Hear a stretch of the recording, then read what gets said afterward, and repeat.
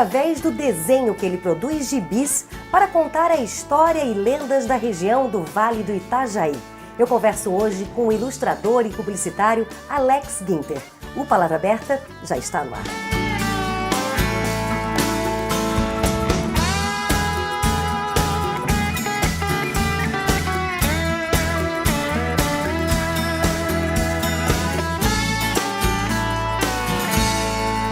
Alex, você foi uma criança que já desenhava desde cedo? Na verdade, eu comecei a desenhar já aos 6 anos de idade, né? Já me interessava pelas primeiras revistas em quadrinhos e personagens. Eu fazia cópia desses desenhos e daí vi que tinha uma certa aptidão. Então, antes de aprender a ler, você já desenhava bem? Eu comecei a desenhar, assim, não tão bem, mas assim, com a prática eu fui me desenvolvendo. E anatomicamente melhor, né? Do que geralmente uma criança consegue produzir, então assim já se percebia um certo desenvolvimento nessa atividade. É a firmeza do lápis e a capacidade capacidade de representar de uma maneira mais fiel, né, um desenho e proporcionalmente. Então... E aí foi indo, e quando começou realmente a fazer aqueles desenhos que chamavam a atenção? Na adolescência, né, no colégio já produzia, fazia ilustração para camiseta. Muito cedo eu já tinha noção dessa aptidão e fui atrás para me desenvolver e conhecer mais, estudar bastante sobre anatomia do corpo, linguagem, então... E esse ir atrás, o que foi isso? Foi curso? Atrás, na época que eu comecei, não tinha curso de desenho em Blumenau. Hoje em dia eu encontro com a internet, né? Tem vários cursos, mas naquela época não se tinha curso. Então, o que se fazia? Procurava em banca, né?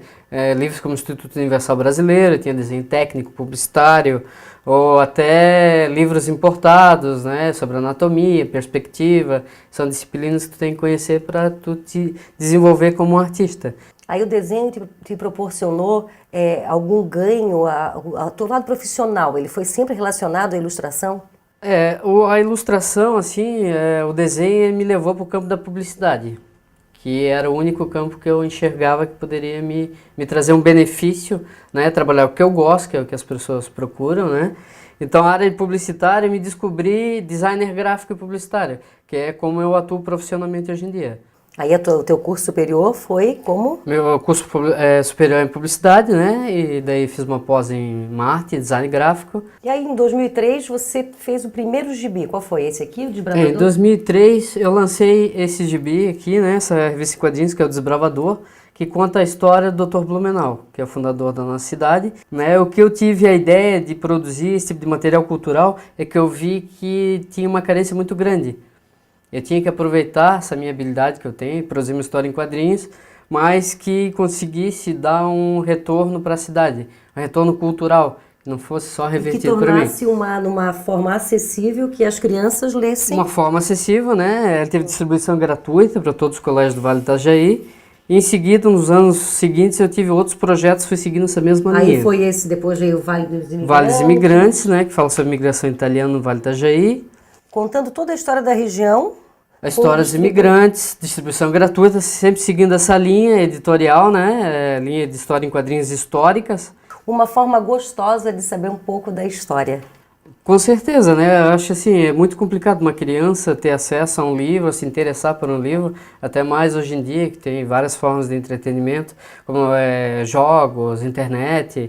Então fica difícil chamar a atenção de uma criança. A história em quadrinhos, ela sempre esteve relacionada a esse meio. Então é uma forma didática muito interessante que sempre teve em alta e sempre vai continuar chamando a atenção. E a criança de hoje tem menos interesse aos gibis do que nos anos 70, 80 e 90, que todo mundo adorava? Não, nos primeiros anos as histórias em quadrinhos eram um boom, né? Era a maior forma de mídia. Hoje em dia ela compete com videogame, com a internet. Só que ainda assim, se coloca uma revista em quadrinhos na frente dela, ela se interessa, ainda tem um chamariz muito grande. Então tem que ser apresentado de diversas formas diferentes, através da colocação via digital em iPad, ou até webcomics, já se coloca, tem uma interatividade. Então assim tem que estar procurando sempre agregar valor a esse tipo de material. E você está aprendendo. E depois teve o Catacomics. E esse projeto o que é? São gibis que vocês criaram com outros artistas, outros ilustradores? Isso, um pouquinho antes ainda tive o Choclen, né? Que foi sobre a história dos índios Choclen da região, o único material do Alto Vale. E depois se sucedeu o projeto Catacomics, então, que seria um projeto de o primeiro coletivo de artistas que produzem histórias em quadrinhos, ilustrações em Santa Catarina. Então a gente juntou esse pessoal todo que trabalha com ilustração, aqui e lá que produz revista, que faz ilustração, e daí a gente montou esse projeto para cada 3, 4 meses estar lançando uma edição de uma revista, onde cada artista participa com quantas histórias em cada gibi? A primeira revista, que é a Catacomics 1, que a gente lançou em 2011, teve 6 artistas que fizeram 6 páginas. Então teve participações de gente importante como o Ricardo Manhães, o Chico Lan, faz Menino Caranguejo, Joinville, e bastante gente do estado inteiro, Florianópolis, Joinville, Blumenau, Brusque. Então a cada 3 meses tinha gente nova participando das revistas. Se um personagem é encomendado e ele precisa ter uma característica física e precisa te passar mais que tipo de informação para tu criares um personagem? Olha, quanto maior a informação, melhor para estar criando, tanto fisicamente como psicologicamente.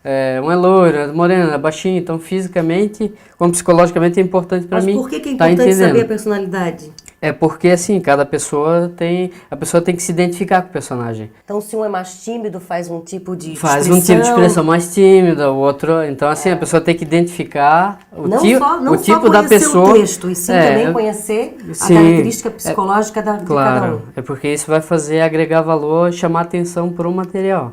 Só que saber diagramar a história, aí vem a arte da história em quadrinho.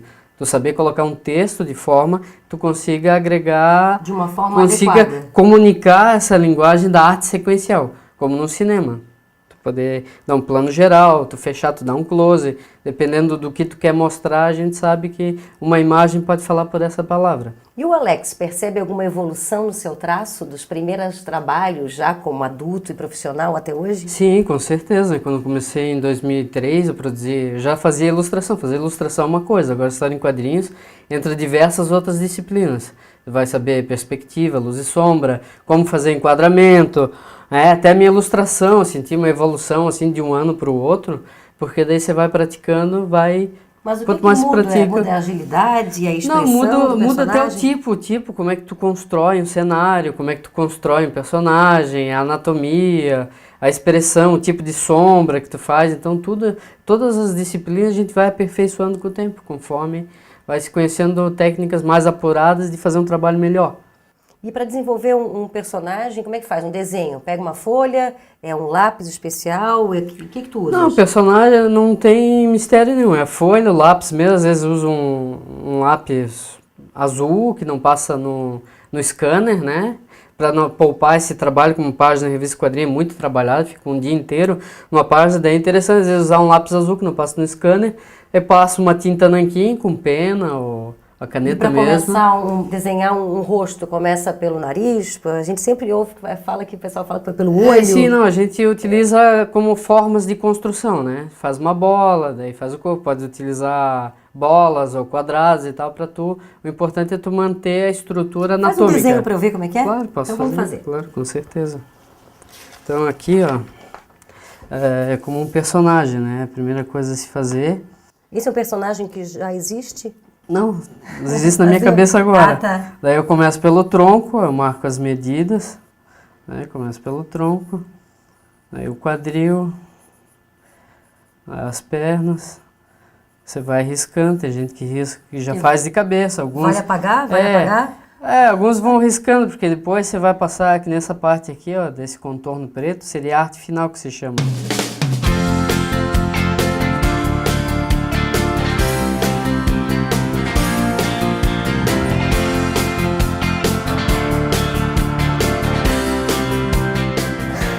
Muito rápido. É assim, pela prática de estar desenvolvendo todo dia e tal, então consegue fazer um trabalho mais apurado, né? Que nem um trabalho que seja mais adulto, assim, uma linha mais adulta, isso aqui é uma linha infantil, são traços leves, então se torna mais rápido. Agora uma linha mais adulta, mais realista, daí demora mais. Daí são mais linhas, tu tem que ter mais um estudo, é mais complicado. Faz um difícil pra ver. Então, fazer um rosto aqui, daí eu começar pelo rosto, né? Tá, que é? Quais são os segredos aí? Os segredos aqui de um desenho... Desenhar um rosto difícil. Mais realista, assim, é manter essa proporção certa, né? Difícil é um rosto realista, então, quer dizer, um rosto de... Sim, porque daí Porque não pode ter muita criação em cima. São traços mais quadrados, entendeu? São mais detalhes.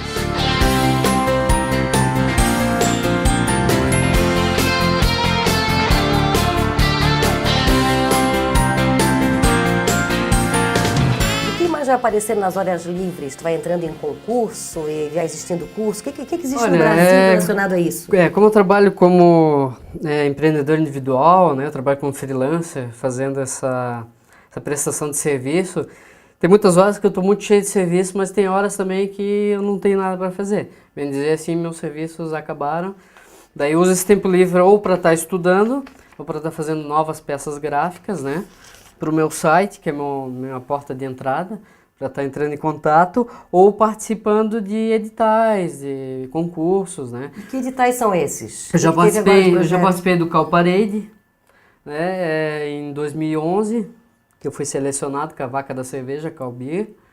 Então esse é um projeto que eu tinha tempo e tal, desenvolvi essa ilustração e consegui ser selecionado. Outro projeto é de um álbum homossexual da marca da Fantasia. Então é como se fosse um gibi, um livro, ilustrações? Na verdade, esse projeto que eu participei, que eu fui o único selecionado aqui do sul do Brasil, para estar lançando diversas histórias em quadrinhos de autores diversos sobre tema homossexual. Se trata de duas mulheres, né? Uma aluna que se apaixona por uma treinadora de basquete e tal, e sofre todo aquele preconceito, não sabe o que fazer. Isso agregou um novo tipo de trabalho. É um novo tipo de trabalho que eu nunca tinha realizado nesse tema, né? Mais um trabalho autoral, apesar de ser só 6 páginas, mas vai num coletivo de álbum nacional.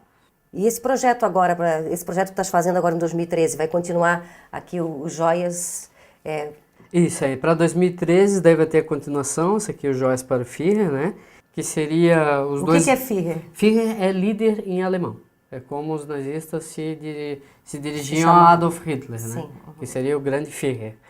Então a gente utilizou isso para ter essa chamada, né? Não colocar joias para Hitler, que eu acho que ficaria muito apelativo. Mas assim, é uma história que se baseia no clima nazista que existia na cidade de Blumenau na década de 30 e algumas cidades do sul do Brasil. Então a história trata de 2 garotos que angariam fundos para trazer Hitler a Santa Catarina. E o que tem na cidade de Blumenau que caracteriza que existiu ou que existe essa lenda? Por que existe isso? Bom, aqui, esse livro aqui, o Joias para o Führer, ele é baseado num livro que se chama O Segredo do Meu Avô, que é do autor Fernando Becker, o mesmo autor dessa revista aqui. Então, esse romance policial dele se baseia na história, nessa lenda urbana, que o Teatro Carlos Gomes seria construído com dinheiro nazista para estar trazendo Hitler a Santa Catarina. E Alex, ano passado você fez também uma ilustração para as Piadas do Fim do Mundo, né? Que existia essa outra lenda que o mundo ia acabar. E aqui tem uma ilustração tua. Você participa também dessa ilustração e de outros trabalhos. Quais são esses? Eu fui convidado para participar desse coletivo aqui, né? Que é a revista Pickles, o Humor Ardido, sobre piadas do fim do mundo, que seria produzido pela Associação de Quadrinistas e Cartunistas de São Paulo. Então eles me convidaram, cada artista também participou com 1 ou 2 ilustrações. Eu fiz uma de Nostradamus, né, que estaria, em vez de estar enxergando, ele enxergava... O fim do mau humor. Estaria enxergando na bacia de água dele, se na verdade seria um barril de chope. E além disso, outros projetos, né, que tu fazes com outros artistas? Sim, tem a revista da Paz, 45 anos, que saiu em 2010. Que também foi uma revista que eles me encomendaram, né? Eles iam fazer esse aniversário. E daí foi contar todas as origens da PAI, né? O que eles fazem para angariar fundos. Então foi uma revista muito interessante, que eles apresentaram uma convenção das APAIs. Bom, contando uma história através de ilustrações divertidas e sabendo pouco do que acontece e do que aconteceu. Claro, acho que fica mais interessante apresentar uma revista assim do que material gráfico, fazer um folder, um outro tipo de material, né? Um material mais rico, né, que as pessoas se identificariam com os personagens, então aí é que está o valor agregado desse tipo de material. O Alex, parabéns, o trabalho é muito bonito, muito obrigada e prazer te conhecer. Obrigado.